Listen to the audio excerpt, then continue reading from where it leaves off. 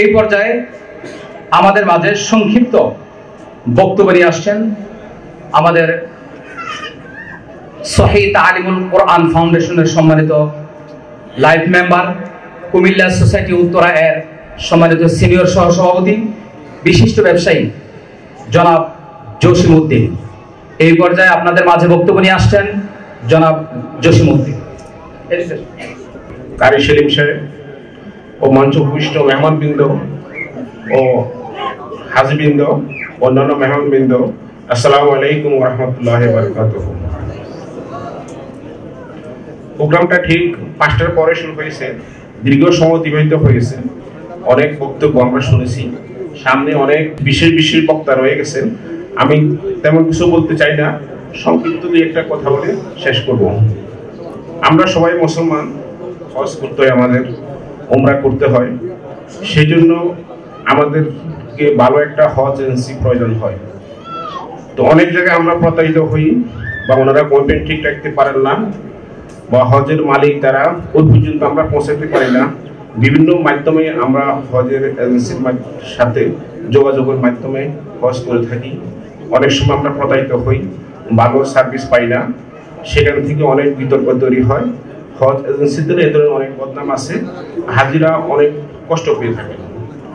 তো আমি কারি সেলিম সাহেবকে যখন থেকে চিনি, উনি যতদিন থেকে যখন যেটা কাজ করেন সেটা খুব ভালোভাবে করেন, সিরিয়াসলি করেন, এবং ওনার নিজের কাজটা উনি সব কাজগুলো নিজ হাতে করেন। যেহেতু উনি নিজেই সার্বিক A to Z বিষয়গুলো তত্ত্বাবধান করেন, উমরা করতে গেলে উনি কাফেলার সাথে নিজে যান, হজ করতে গেলেও কাফেলার সাথে নিজে যান, প্রত্যেকটা বিষয় উনি নিজে তদারকি করেন। তার সাক্ষী তো আপনারা নিজেরাই অনেকে বক্তব্য দিলেন।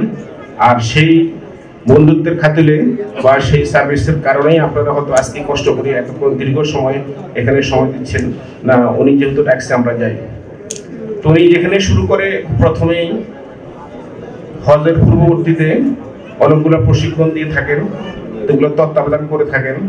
পরবর্তীতে সেখানে গিয়েও যা যা করতে হবে সেগুলো নিজে উনি থেকে করিয়ে দেখিয়ে দেন যে এই করা দরকার।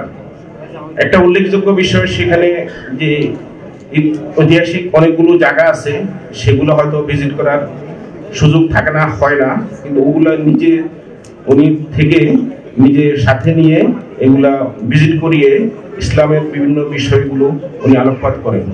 এবং পরবর্তীতেও উনি হাজিদের সাথে যোগাযোগের মাধ্যমে এগুলো তদারকি করেন, যেটা আমরা আজকে লক্ষ্য করতেছি।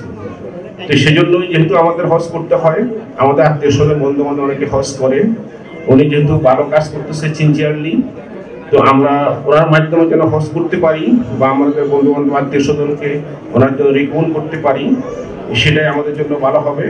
এই বলে আমি আমার কথা শেষ করছি। আসসালামু আলাইকুম ওয়া রাহমাতুল্লাহি ওয়া বারাকাতুহু।